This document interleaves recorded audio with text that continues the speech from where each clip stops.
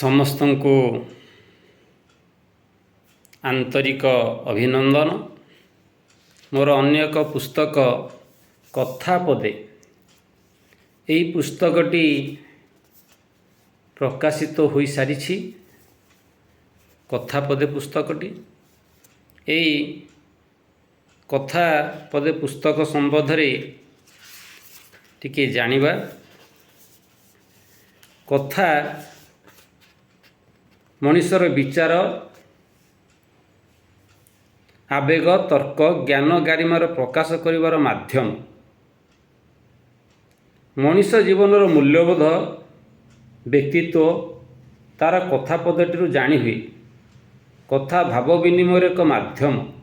କଥା ପଦେ ଶୁଣି କାହାର ବ୍ୟକ୍ତିତ୍ୱର ପରିବର୍ତ୍ତନ ହେବା ସହିତ କାହାର ଅନ୍ତରାତ୍ମା ଶୁଦ୍ଧ ସକାରାତ୍ମକ ଦିଗରେ ହୁଏ ରୂପାନ୍ତର।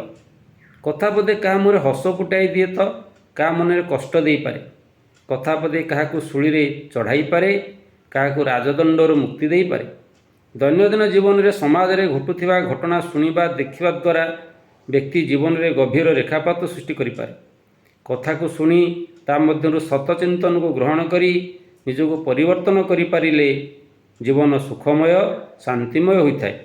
ଏହି କଥା ପଦେ ପୁସ୍ତକରେ ସମାଜରେ ଘଟୁଥିବା ଅନେକ କଥାକୁ ସ୍ଥାନିତ କରି ସମାଜକୁ ଏକ ସକାରାତ୍ମକ ଦିଗରେ ଛୋଟ ପରାମର୍ଶ ଦେଇ ସାମାନ୍ୟତମ ସଂସ୍କାରିତ କରିବାକୁ ଛୋଟ ପ୍ରୟାସ କରିଛି। ଏହା ନିଶ୍ଚୟ ପାଠକ ପାଠିକା ହୃଦୟକୁ ଆନ୍ଦୋଳିତ କରି ଆନନ୍ଦ ସନ୍ତୋଷ ପ୍ରଦାନ କରିବାର ଆଶା ରଖି ପ୍ରଭୁ ଶ୍ରୀଜଗନ୍ନାଥଙ୍କ ପାଖରେ ଏହି ପୁସ୍ତକଟିକୁ ସମର୍ପିତ କରୁଛି। କଥା ପଦେ ନିଶ୍ଚୟ ପଢ଼ନ୍ତୁ ଏବଂ ନିଶ୍ଚୟ ଏହି କଥା ପଦେ ପୁସ୍ତକଟି ଆପଣମାନଙ୍କ ହୃଦୟକୁ ଛୁଇଁ ପାରିବ, ଆଶା ଭରସା ରହିଛି।